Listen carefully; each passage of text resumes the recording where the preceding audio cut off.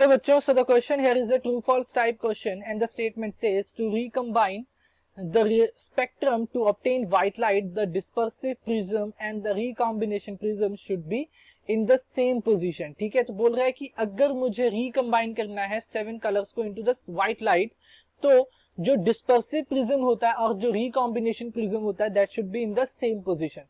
So concept जो यहाँ पे हम यूज करेंगे that will be of recombination of white light, recombination of white light.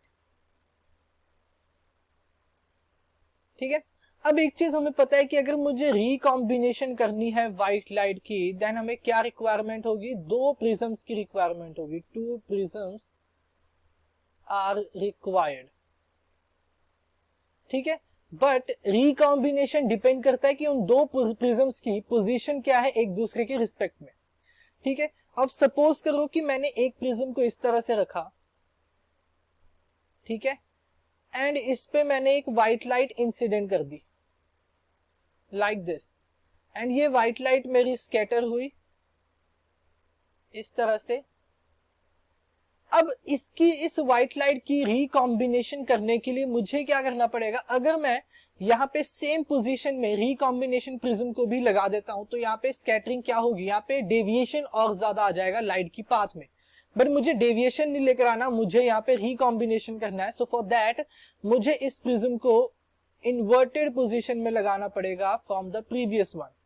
ठीक है, तो अगर मैं इन्वर्टेड पोजीशन में लगाता हूं तो ये रेज ऐसे फॉल करेंगी लाइक दिस, एंड देन ये ऐसे रिकम्बाइन करेंगी at a point, and final जो रे निकलेगी that will be like this. और ये कैसी रे होगी हमारी, ये व्हाइट लाइट होगी.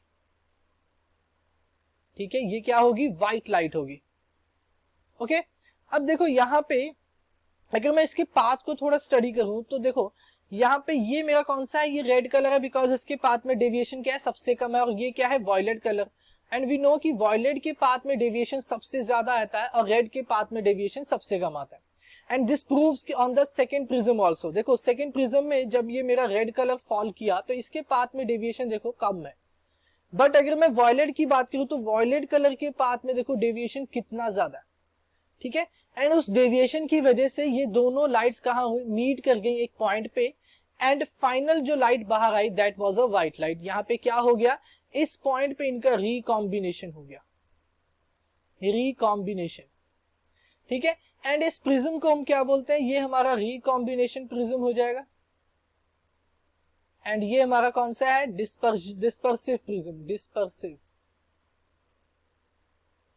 ठीक है, तो अगर मुझे रिकॉम्बिनेशन करनी है व्हाइट लाइट की तो मुझे दोनों प्रिज्म्स को क्या करना पड़ेगा, एक दूसरे के ऑपोजिट डायरेक्शन में रखना पड़ेगा, ना कि सेम पोजीशन में. सो ये स्टेटमेंट हमारी फॉल्स है.